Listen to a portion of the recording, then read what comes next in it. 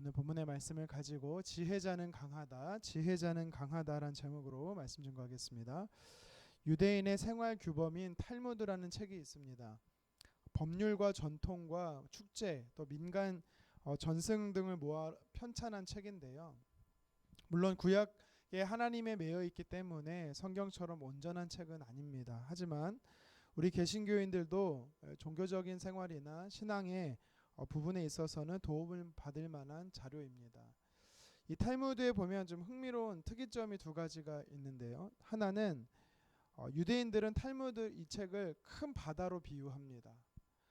그만큼 거대하다라는 거죠. 바다는 거대하잖아요. 그만큼 탈무드가 담고 있는 내용이 방대하다라는 것을 이야기하는 것입니다. 그거는 또 반대로 어떤 의미가 있냐면 너무 방대해서 뭐가 있는지를 모른다라는 말도 됩니다.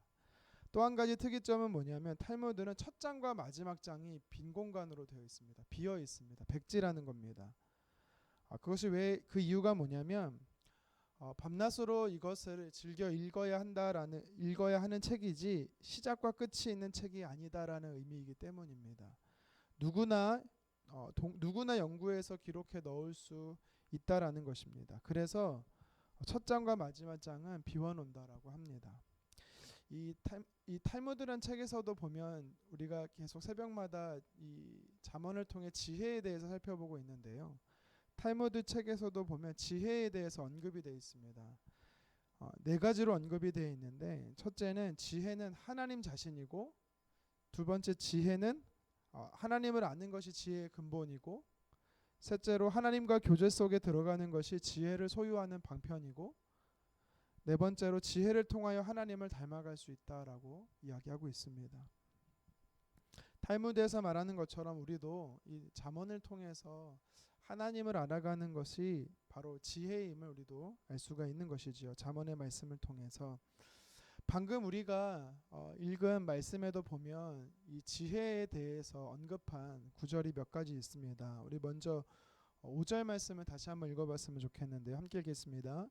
지혜 있는 자는 강하고 지식 있는 자는 힘을 더하나니. 아멘. 성경에서 지혜에 대해서 이야기하면서 지혜를 소유하라라고 말하면서 지혜를 소유하는 자는 능력 있는 자가 된다, 강한 자가 된다라고 이야기하고 있습니다.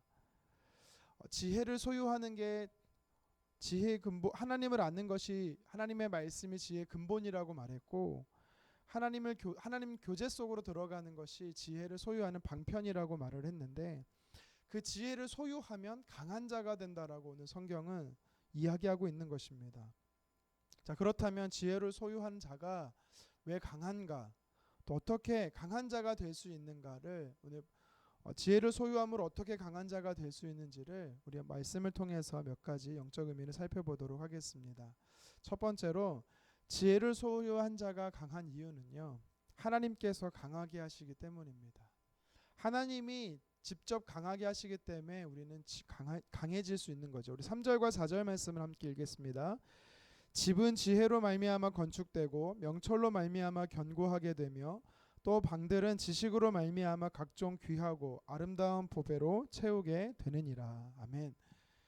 그러니까 지혜가 인생의 성공과 번영 그리고 평안을 가져다 준다라고 이야기하는 것입니다. 여기서 집이라고 말하는 이 히브리어 파이트라는 말은요, 집이라는 단어의 의미도 되지만 어떤 말에도 성경에 쓰이냐면 가정, 부족, 국가라는 의미에도 이 파이트라는 단어가 쓰입니다.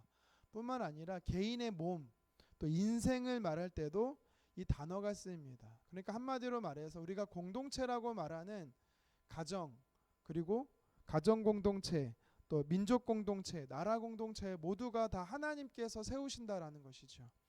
뿐만 아니라 공동체뿐만 아니라 개인의 몸도 또 개인의 인생도 하나님께서 세워가신다라는 것입니다. 하나님께서 세워가시는데 건축을 하시는데 대충 만드는 게 아니라 오늘 3절에 보면은 건축하되 견고하게 하신다라고 말해요. 강하게 하신다라는 것입니다. 튼튼하게 하신다라는 것이죠. 그리고 하나님의 지혜가 그 집을 강하게 하실 뿐만 아니라 그 집에 있는 방들마다 하나님의 지혜와 지식으로 말미암아 각종 귀하고 아름다운 보배로 채워주신다라고 약속하고 있는 것이지요.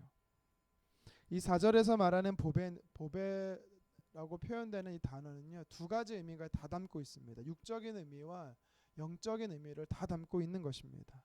그러니까 솔로몬을 볼 때 하나님께서 솔로몬에게 은혜를 주실 때 전무후무한 영적인 지혜를 주셨을 뿐만 아니라 당대의 가장 부유한 물질까지도 허락하신 것을 보면서 하나님께서 강하게 하시는 사람, 하나님께서 강하게 하는 공동체는요, 영적인 부유함뿐만 아니라 육적인 부유함도 소유할 수 있다라는 것입니다.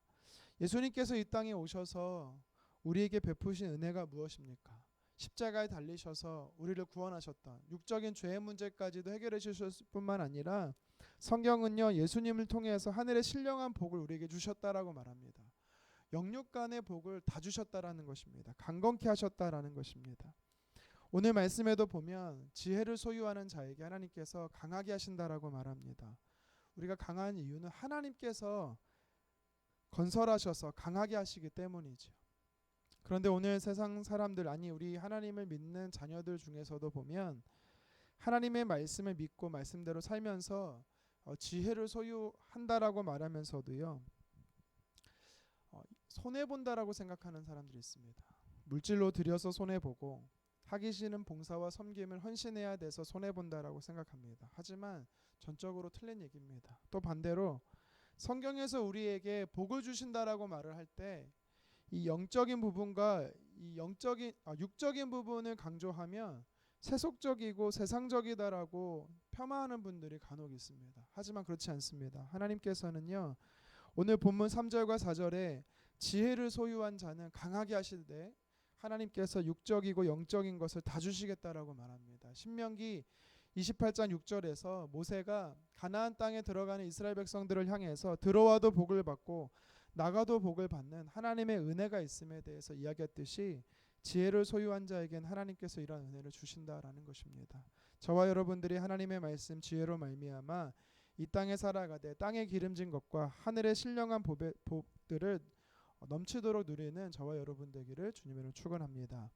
계속해서 지혜를 소유한 자가 강한 이유가 무엇일까요? 그것은 하나님께서 다시 일으켜 세워주시기 때문입니다. 하나님이 우리를 다시 일으켜 주시기 때문에 우리는 강한 자가 될 수 있는 것이죠. 우리 16절 말씀 함께 읽겠습니다. 대저 의인은 7번 넘어질지라도 다시 일어나려니와 악인은 재앙으로 말미암아 엎드려지느니라. 아멘. 하나님께서요, 지혜를 소유한 자가 왜 강할 수 있느냐? 그것은 우리가 수차례 많이 넘어져도 다시 하나님께서 우리를 이렇게 세워주시기 때문이다라고 성경은 말합니다. 여기서 7이라는 말은 완전수지요. 완전수라는 말도 쓰이지만 많을 때도 쓰고 있습니다. 그러니까 무슨 뜻이냐면 하나님의 지혜를 소유한 하나님의 사람도 많이 넘어진다라는 것입니다. 그렇지만 그 끝이 만약 넘어지는 것으로 끝났다면, 악인들처럼 넘어지는 것으로 끝났다면 우리는 그 결말은 패망이기 때문에 최악일 겁니다. 하지만 하나님께서는요, 오뚜기처럼 다시 일어서게 하신다라고 말씀합니다. 전능하신 하나님의 능력이 우리를 일으켜 세워 주시는 것입니다. 그래서 지혜자는 강한 자가 되는 것입니다. 그렇다면 왜 지혜를 소유한 자가 넘어질까요? 그 넘어지는, 수없이 넘어지고 많은 고난과 시련이 있는 이유에 대해서 4가지로 살펴볼 수 있는데 간단하게 말씀드리겠습니다. 먼저는 죄 때문에 넘어지는 겁니다. 하나님의 지혜를 소유한, 다시 말해 구원받은 하나님의 백성이라 할지라도 여전히 우리는 이 죄의 본성이 있습니다. 육신의 몸을 입고 있는 한 우리는 여전히 죄의 본성에 넘어집니다. 인간적인 연약함으로 인해서 넘어지기 때문에 우리는 시련과 고난이 우리에게 있는 것이지요. 예를 들면 성적인 욕망을 제어하지 못했던 이 다윗은요, 밧세바를 범함으로 인해서 말할 수 없는 어려움을 겪게 됩니다. 또 번영과 번성의 육신의 이 탐욕에 있었던 롯은요, 소돔과 고모라 땅으로 갔지요. 그것으로 인해서 어떤 결과를 보게 됩니까? 아내도 사위도 집도 모두 잃게 되는 죽을 고비를 그가 겪게 되는 것입니다. 죄 때문에 넘어지면 그것으로 인해서 많은 고난과 시련을 겪게 되는 것입니다. 또 왜 지혜자들이 넘어지는가? 왜 시련과 고난이 있는가? 두 번째는 사단의 시험 때문입니다. 사단은요 아담과 하와를 유혹했을 뿐만 아니라 예수님까지도 광야에서 시험한 존재가 바로 사단입니다. 하나님의 사람들을 넘어뜨리기 위해서 사단은 광명의 천사로 때로는 우는 사자처럼 우리를 유혹하여 넘어뜨리려고 하고 있는 것입니다. 그래도 여러분 우리가 기억할 것은 의인이 시련과 고난의 이 고통을 겪지만 특별히 사단이 주는 이 시험은 우리가 그것으로 무방비하게 노출되어서 넘어지는 것으로 끝나는 것이 아니라 하나님께서는요 도리어 넘어뜨리는 자를 그 함정에 스스로 판 함정에 빠지게 하는 파멸에 이르게 하는 하나님의 사람들을 지켜주신다라는 것 여러분 기억하셨으면 좋겠습니다. 애굽의 바로가 이스라엘 백성들을 그렇게 괴롭히며 진멸하려고 했지만 그래서 많은 계략들을 꾸몄지만 결국은 어떻게 됩니까? 장자까지도 죽임을 당하고 이스라엘 백성들을 하나님께서 구원하시는 것을 보게 되지요. 또 사울 왕이 다윗을 해치기 위해서 수없이 많은 계략을 꾸몄지만 도리어 다윗은 이스라엘의 왕이 되고 반면에 사울은 블레셋 손에 무참하게 죽게 됩니다. 에스더 왕의 사촌 오빠였던 이 모르드게를 비롯한 유다 민족을 몰살했던 하만, 하지만 결과적으로는 모르드게를 죽이려고 했던 그 창에 그가 찔려 죽게 되는 것을 보게 되는 것이죠. 우리는 그래서 사단의 어떠한 음모와 세력, 박해가 있다 할지라도 우리는 두려워하지 말고 끝까지 믿음과 인내로 싸워 승리해야 되는 것입니다. 왜 의인에게 있어서 이 시련과 고난이 있는가? 세 번째는 하나님께서 특별한 뜻을 이루시기 위함입니다. 인류를 구원하시기 위해 예수님께서 이 땅에 오셨지만 십자가의 고난과 순환을 통과하셔야만 했던 것입니다. 바울도 하나님께서 로마로 가라 명령하셨기 때문에 복음 전하려고 순종하여 갔지만 유라굴로 광풍을 만난 것을 보게 됩니다. 그래서 2주 동안 표류하죠. 하나님의 뜻을 이루기 위해서 우리는 이해할 수 없지만 하나님의 사람 지혜자들에게 있어서 고난이 있다라는 것입니다. 한 가지만 더 살펴보면 왜 하나님의 사람들에게 있어서 고난이 있는가? 믿음의 단련 때문입니다. 영적인 성장 때문이죠. 가나안 땅에 가기 위해 이스라엘 백성들이 광야 40년을 통과한 이유가 바로 여기에 해당하는 것입니다. 그래서 하나님의 사람들에게는 위에 네 가지의 상황 때문에 많은 시련과 고난에 넘어질 수 있다라는 것입니다. 그렇지만 오늘 성경은 뭐라고 말합니까? 어떤 이유가 됐든지 의인들이 넘어졌다 할지라도 그것으로 끝이 아니라 하나님께서 다시 일으켜 세워주셔서 승리하게 하신다라는 것입니다. 그래서 10절의 말씀에 보면 오늘 본문 10절에 내가 만일 환난 날에 낙담하면 내 힘이 미약함을 보임이니라. 아멘. 이 말씀의 뜻이 뭐냐면 전능하신 하나님께서 우리의 방패 되시고 선한 목자 되시기 때문에 인도하시고 보호하시기 때문에 다시 일으켜 주신다. 그래서 환난난이 왔을 때 낙심에 빠져 있지 말고 힘을 내라라고 오늘 성경의 저자는 우리에게 도전하고 있는 것입니다. 성경의 역사는요 우리에게 이야기합니다. 하나님의 사람들의 시련은 있지만 실패하지 않는다. 이것을 우리에게 주는 메시지인 것입니다. 우리는 이 사실을 기억해야 합니다. 그래서 내게 환난과 고난이 왔다라면 먼저는 내 실수인지 죄인지 점검해야 되죠. 그래서 우리는 속히 회개해야 하는 것이죠. 만약 사단의 공격과 방해라면 우리는 영적으로 깨어서 이 사단의 공격에 대비하여 대적하며 기도해야 되는 것입니다. 하나님의 뜻을 위해서라면 그 순간에는 우리가 다 이해할 수 없다 할지라도 인내로 견뎌야 하는 것이지요. 만약 우리의 성장과 성숙, 믿음을 위해서 하나님이 계획하신 것이라면 우리는 그 순간 감사하며 순종해야 되는 것입니다. 말씀을 정리합니다. 여러분 우리는 강한 자입니다. 우리 자신이 강해서가 결코 아닙니다. 하나님이 든든한 백이 되어주시고 우리의 후견인이 되시기 때문이지요.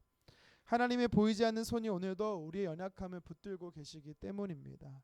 하나님께서는요 친히 한 사람도 그 사람의 몸도 그 사람의 인생도 인도하시고 세워가실 뿐만 아니라 가정 공동체도 또 나라 공동체죠. 우리가 섬기는 교회 공동체도 마찬가지입니다. 하나님께서요 튼튼하게 강하게 세워가신다라고 말씀합니다. 뿐만 아니라 하나님께서는요 모든 필요한 것들을 귀하고 아름다운 보배들로 채워주신다라고 말합니다. 영육간에 강하게 하신다라는 것이지요. 그래서 우리는 강한 자가 되는 것입니다. 세상에서 볼 때 약한 투성이지만 주 안에서 우리는 강한 자입니다. 그리고 하나님께서는요 우리가 넘어져도 다시 일으켜 세우시기 때문에 우리는 강한 자인 것이지요. 이 말씀을 마음에 새기며 오늘 하루도 강한 자로서 하나님의 자녀답게 살아가는 저와 여러분 되기를 주님의 이름으로 축원합니다. 기도하겠습니다.